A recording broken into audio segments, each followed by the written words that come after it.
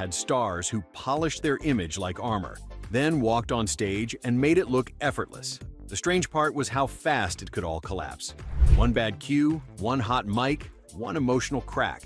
These were 12 minutes of musicians breaking character completely. Number 12, Kanye West.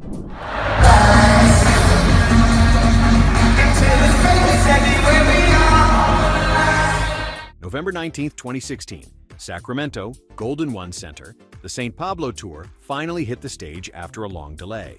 The set lasted only a handful of songs before the performance turned into a roughly 15-minute tirade, with lines about Jay-Z, Beyoncé, Donald Trump, and Silicon Valley.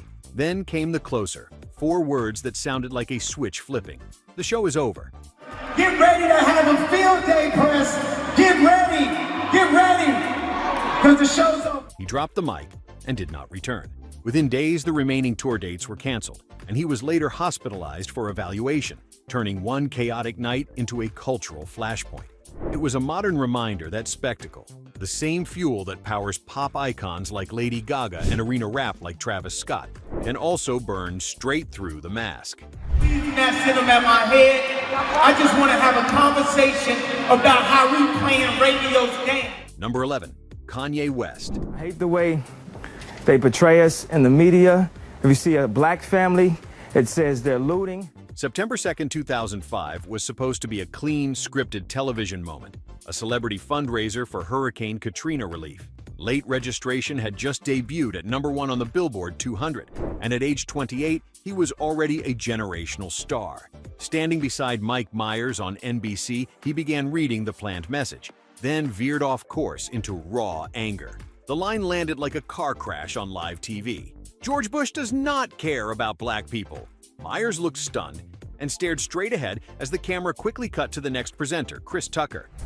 George Bush doesn't care about black people. Please call.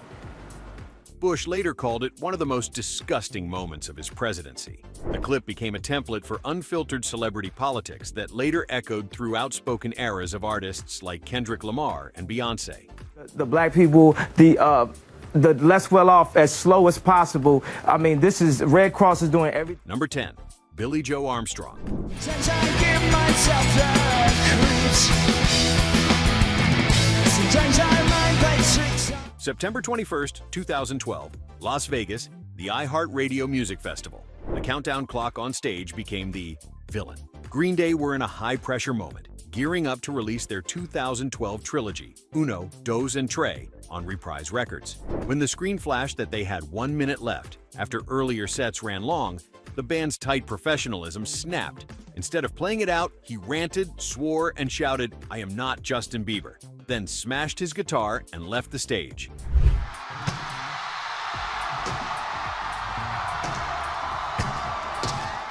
Days later, Armstrong entered treatment for substance abuse. For fans raised on pop-punk honesty, from Fall Out Boy to My Chemical Romance to Paramore, it was a reminder that the real person behind the frontman voice was sometimes hanging by a thread.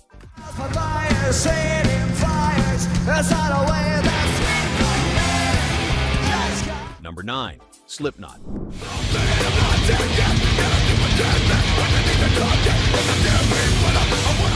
In the early 2000s, the masks were not a gimmick. They were the entire contract with the audience. After the self-titled album Slipknot in 1999 and Iowa in 2001, the band's anonymity became part of the fear and the fun. Then 2002 arrived, the group paused amid internal strain, and 2 key members stepped into the mainstream without the armor.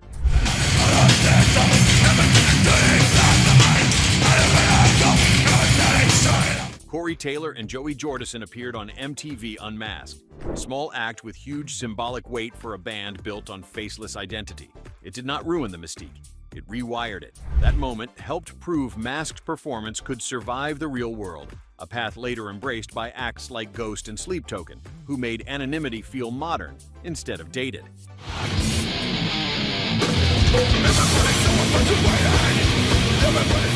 Number 8, the Bee Gees. Nobody gets too much love anymore. It's as high as... By the late 1970s, the Bee Gees had turned harmony pop into a global machine, and Saturday Night Fever made their falsettos sound like the decade itself. In the United States alone, they scored 9 #1 hits on the Billboard Hot 100, a level of polish that usually came with unshakable TV charm. That was the expectation when Barry, Robin, and Maurice Gibb sat down with British host Clive Anderson in 1997.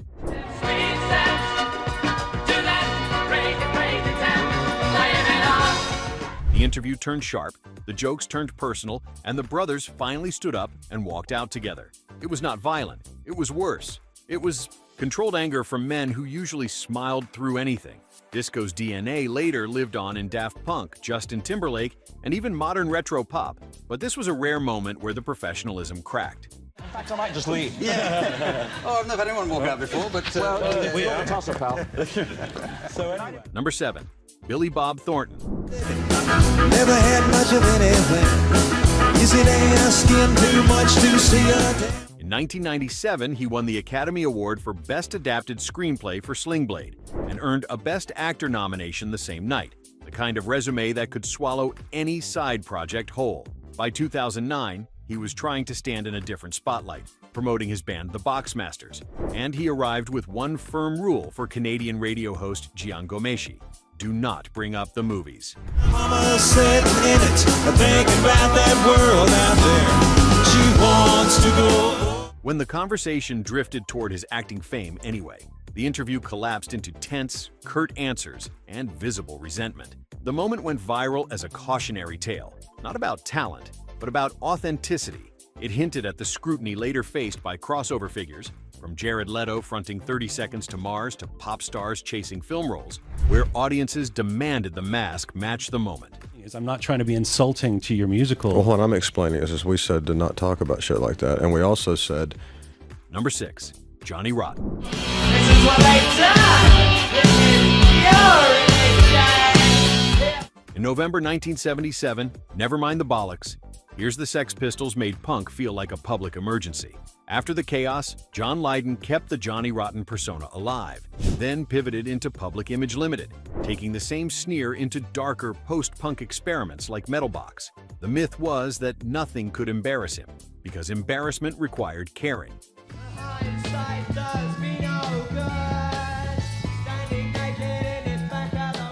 Then, a British TV appearance in the early 1980s pushed the wrong button.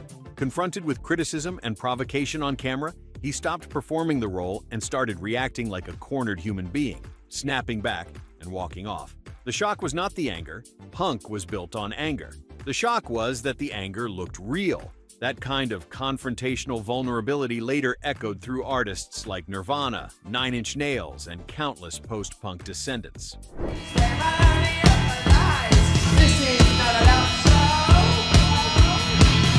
Number 5. Slipknot.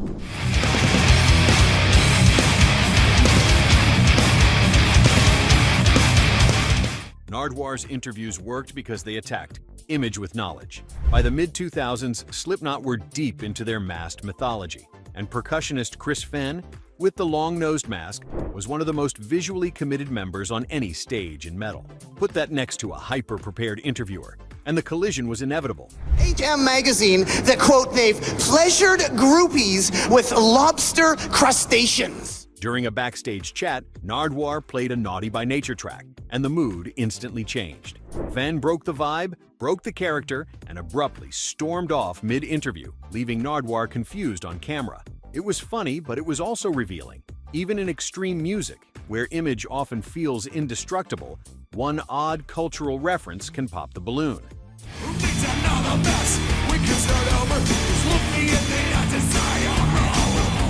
Number 4. Billy Joel.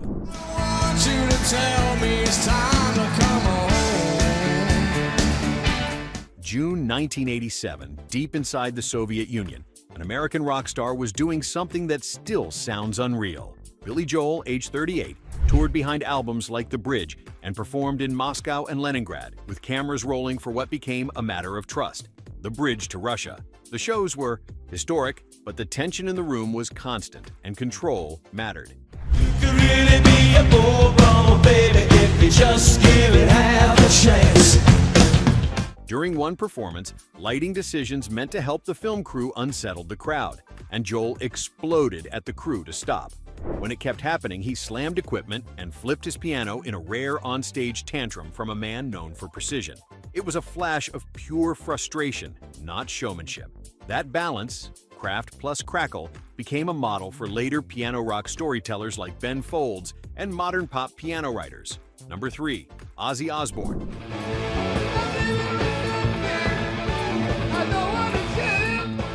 January 20th, 1982, Des Moines, Iowa. Veterans Memorial Auditorium, the Diary of a Madman era, was built on horror theater. Ozzy Osbourne was 33, and the stage act leaned into the idea that he was a living cartoon of menace. When something dark hit the stage, the character took over first, and the consequences arrived second. A fan threw a dead bat toward him, and thinking it was a rubber prop, he bit into it. Evidently threw an unconscious bat on the stage, and he thought it was a rubber bat. Real blood meant real panic, and he later underwent rabies treatment for several weeks. The moment became a permanent headline, used for decades by critics as proof that metal was dangerous. For fans, it turned him into legend, an influence that carried through heavy giants like Metallica, Slayer, and Pantera, who all built careers in the long shadow of that kind of myth-making.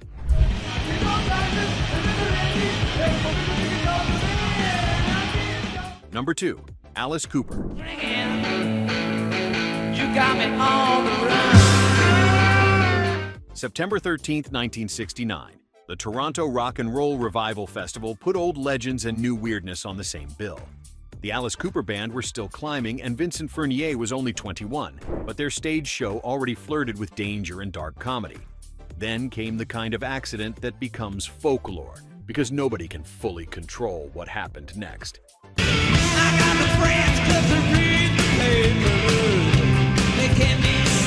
A chicken ended up on stage. He tossed it into the crowd, expecting it to fly, and the audience tore it apart. The next day, headlines claimed he killed it himself, and when panic hit, Frank Zappa advised them not to deny the publicity. It was the birth of shock rock as mainstream story, a blueprint later followed by Kiss, Marilyn Manson, and Rob Zombie, where character and chaos became inseparable.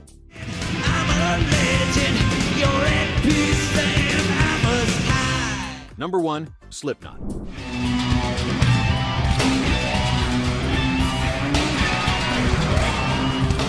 May 24th, 2010, Paul Gray was found dead at a Town Place Suites hotel in Urbandale, Iowa. He was 38, a founding member, and the steady center in a band famous for controlled mayhem. The cause of death was later ruled an accidental overdose of prescription drugs, a tragedy that instantly made the masks feel small.